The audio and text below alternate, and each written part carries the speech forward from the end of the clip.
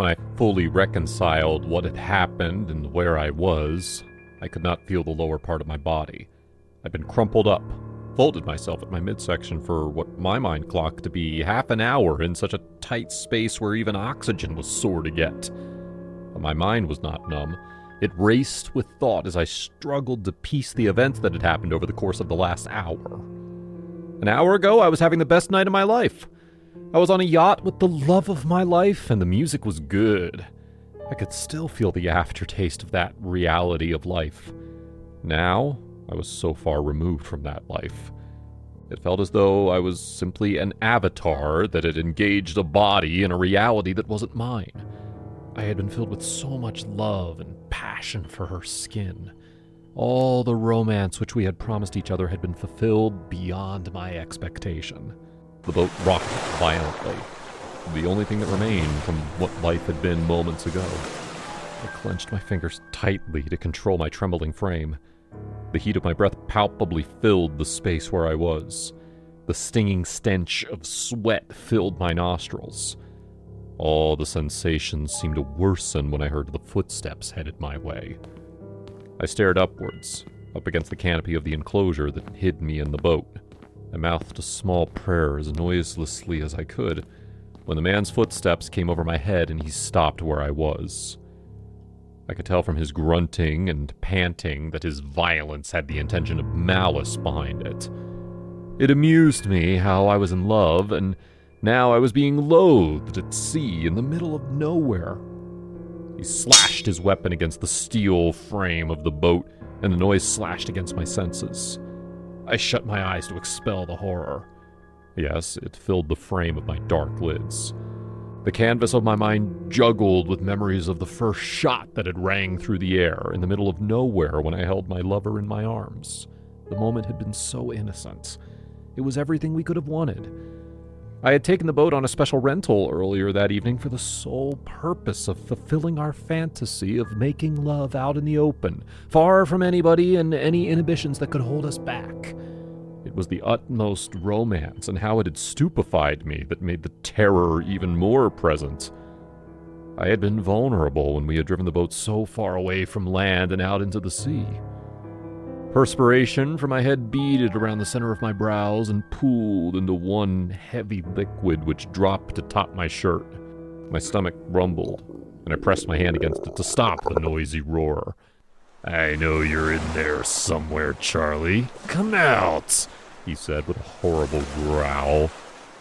A maniacal laughter rent the air, shattering even the grimmest horror which filled my heart and turned to be bloodless.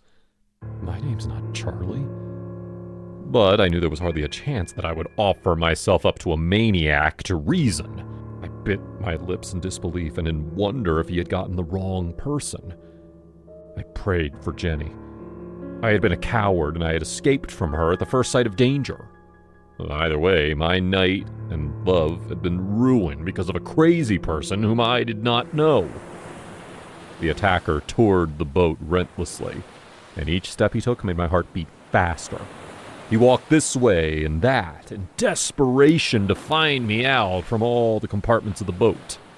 "Did he jump in the sea?" he asked, my ears tuned into the conversation. "I didn't hear any splashes." "Please," Jenny spoke, a plea for the first time since the attacker had climbed into our boat. My heart ached after her speech, and I felt the sharp pangs of my muscles spasming around my chest. The clear and present danger we had found ourselves in made no sense. I had reasoned through all the enemies I'd made, and none of them had enough notice to come after me in my most intimate moment in the middle of nowhere to find me out alone and armed with a machete and a gun. The gun scared me for its own reason, as did the machete. My mind worked up the images of dreadful things. It struck me that I never thought of what happened to a body when death closed in. It was an overload of sensations, available and absent at the same time. I could feel the tears which glazed my eyes, burning in them. I could not save Jenny, and I could not save myself. The helplessness heightened how I felt. I was aware of the contracting corridor where I had hidden myself. I was aware of the heat that came from it. The The tingling pulse that made its way right under my skin returned. My ears whirred. I was aware of the heat and the sweat of my skin in the enclosed spaces. I was deep in my fear, and nothing mattered in that moment. "Well, I guess this is it, Jenny." The attacker called her name. I froze all over. I was certain now that if he caught on to me, I was dead. He wanted us dead. The scent rallied through the air, mixed with the acrid smell of the sea, and it turned in my stomach until I could not hold it down any longer. I jerked as I puked a hot batch of my irritated stomach. I stifled it as much as I could, causing a stain on my body. "You cheat on me when all I've done is love you?" he said, and I heard a gun drawn in the distance. I folded deeply into myself. "Please, Martin, please!" she cried and begged, but it was too late. Martin, as I found out his name, had his mind made up.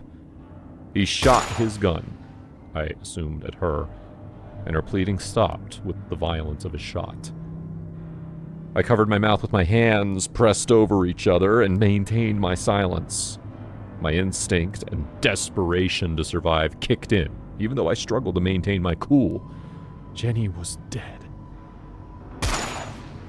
Another shot rang out, tearing the air. It was more than I could take. I untucked myself from the corner of the boat where I had hidden, and I had made up my mind to make a blind run for it. I picked my pace and dashed as fast as I could muster the strength to run. My feet failed me when they had been deprived of blood circulation for too long. The electric charge buzzed through the lower parts of my body, and I collapsed on the boat. I bleached in horror when reality set in slowly as to what had happened. I saw both of them, Martin's head resting on her belly. Martin had shot her and himself.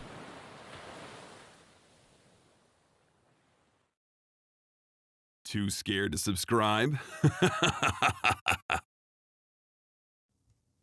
I was distraught on my return from the gig. I had been caught in the rhythm of my own breathing and pacing that the world around me had fallen into a bleak canvas. I could not believe what had happened. I had spent months on the project. There had been days when I would brave the heat in my room. I would sit shirtless with beads of sweat falling from my body. It had all been my sacrifice for this job. There had been even longer nights when I had been powerless against sleep and yet pulled off the miracle of feeble fights to resist her clutches until inspiration found me. Those had been my sacrifices. Those were the things I had to do for my job. "I am sorry, Mr. Gasper," the curator had said, a fat man with a face that I desired to squeeze until there was no flicker of life left in him. "Your work appears to our critical gaze to be soulless and devoid of shocking compulsion. We cannot accept it for the exhibition." I stumbled forward, as though remembering his comments weakened my body. I struck my foot against the pavement that led up to the house. I threw my hands out instinctively as I guarded myself against falling. The pieces rolled from under my arms and fell to the floor. The canvas unfurled and it revealed the image. The curator had to be out of his mind, I wondered. The soul in the painting was as palpable as the breeze that coasted along the hairy outline of my skin. I could see the eyes of my muse with the same remarkable lens that a divine creator's hand could have conjured. I had done everything right. Jason was beautiful from the eyes and in expression. It made my work better because he was oblivious to what I was doing the entire time. I did not speak to him about it because it ruined the effect which I sought. His inattentive poses pulled out a scintillating form in his frame which made for good art. A creator did not need the created to be aware that the created was being formed. It was always important that Jason did not know. I wonder if it was still in use. I had just lost a gig to the biggest art exhibition on the continent, and my heart thumped in agony. I bent over and picked up my art. Perhaps if the curator knew the sacrifice behind the image, he would have been kinder with his words and more lenient with his manners. I rolled the canvas and placed it under my arms and continued to walk into the building. The light above my head flickered when I walked into the passageway, and just then, I heard the door click. I paused in my track. My eyes roamed and I stared backward to plot a reasonable escape with the canvas under my arm. I turned my face the other way quickly, but Jason saw me before I could walk. "Gasper, can you speak now?"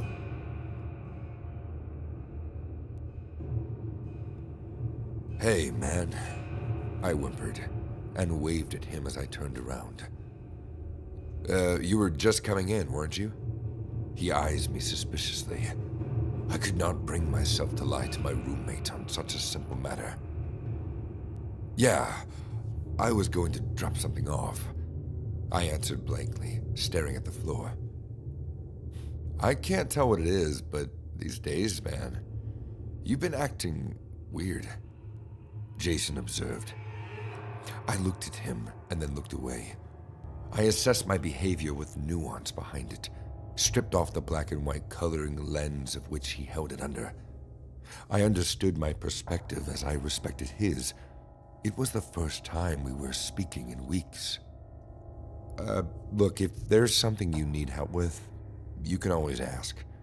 I'm sure we can figure it out," he suggested. His words went into my ears, and I found their way through the canal of my head until they finally settled in my mouth. My lips quivered with the thought. I studied the familiar outline of his face, wondering what I had missed. I had been with Jason since our college days, and we had moved to the new big city together with big dreams. An idea occurred to me. I needed a shocking, compelling painting for my big break, just as the fat man had said. "I need you to pose for a painting," I said to him, and pulled him along with me into the open room. Now?" "Yes, now," I demanded. He stared at me in confusion, but followed me nonetheless. I had one idea, and the rest of my common sense fell into the muddy waters of frenzy. I dumped him into a chair. I marched briskly, searching for tape when I found it. I ran around him and wrapped him with the tape. His confusion did not allow him enough time to resist the tape, and soon it was all around his body, binding him to the chair before he sensed what was wrong. I'm not going to be here for a long time, am I?" he questioned with an odd look. I have errands to run." "Sure, I just need an idea for my painting," I said to him. I had genuinely supposed it would not be so long before I got what I needed. Shocking compulsion, the whole extent of human expression, when it was faced with the sudden shock of electricity. It was a brilliant idea in my mind, and it possessed me to the point of insanity. I could not hear the world outside my own mind, and Jason had been bound helpless to his own self. I walked back to him with a bucket of water as rapidly as I could get. It was I who was compelled by an idea so strong that I was sure the curator would accept my painting if I got it right this time. The exhibition was 2 days away, and it would be excellent for my career if my work were featured. Gasper, what are you doing?" Jason quizzed, desperately heaving when the full sense of what was happening began to draw on him. I lifted his violently wiggling feet and dumped them into the bucket of water. He tried to knock it over, but his body moved awkwardly. "Just a few more minutes, and you'll be free," I said, rushing into the kitchen to fetch our toaster. "I just need to get this right." "Get me out of this tape, you fucking psycho!" He cursed at me. His face was turning harsh red, with a rush of emotions when I plugged in the toaster. "You're going to kill me, you idiot!" I had a second to think twice about what I was planning to do as I held the plugged-in toaster near the water. I saw the overwhelming misery in his eyes, and it was so powerful and emotional that I knew if I captured even a fraction of his whole expression, I would paint a masterpiece worthy of featuring at the exhibition. I dropped the toaster in, expecting a slight jolt in the water. The horrors of what happened next drew me out of my mind. It was nothing like I wanted to paint. I blanked in dismay as I watched Jason stretch out cold when the full force of the electricity ran through his entire body. I could not bring out the toaster. My mind worked too slowly, and by the time it struck me that I had to turn the socket off, Jason was dead.